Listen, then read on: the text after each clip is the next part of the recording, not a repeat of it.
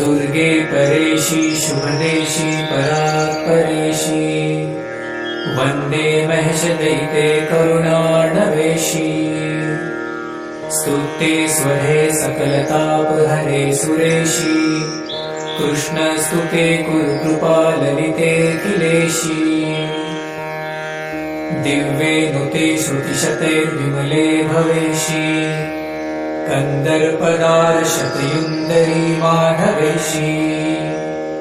मेघे गिरिशतनये नियते शिवेशी कृष्णस्तुते कुरु कृपा ललिते अखिलेशी रासेश्वरी प्रणततापहरे कुलेशी धर्मप्रिये भयहरे वरदाग्रगेशी वाग्देवते विधिनुते कमलासनेशी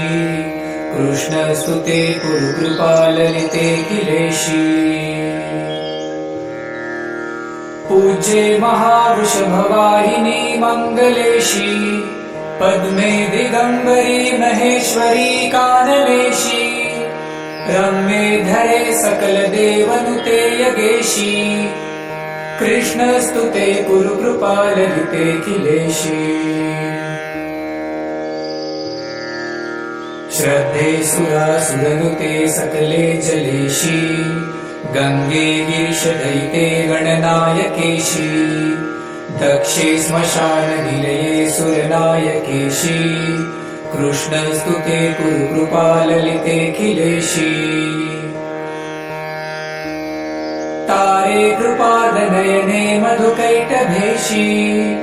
विद्येश्वरेश्वरी यमे निखलाक्षरेशी ऊर्जे चतुस्तनी सनातनी मुक्तकेशी कृष्णस्तुते कुरु कृपा ललिते अखिलेशी मोक्षे स्थिरे त्रिपुरसुन्दरी पाटलेशी माहेश्वरी त्रिनयने प्रबले मखेशी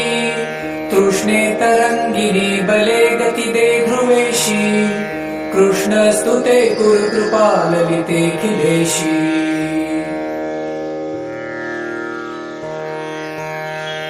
विश्वम्भरे सकलदेवीते जयेशी विन्ध्यस्थिते शशिमुखी क्षणदे दयेशी मातः सरोजनयने रसिके स्मरेशी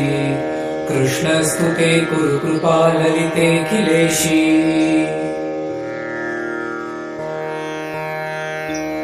दुर्गाष्टकं पठति यः प्रयतः प्रभाते सर्वार्थदं हरिहरादिनुतां वरेण्याम् दुर्गा सपूज्य महिता विविधोपचारै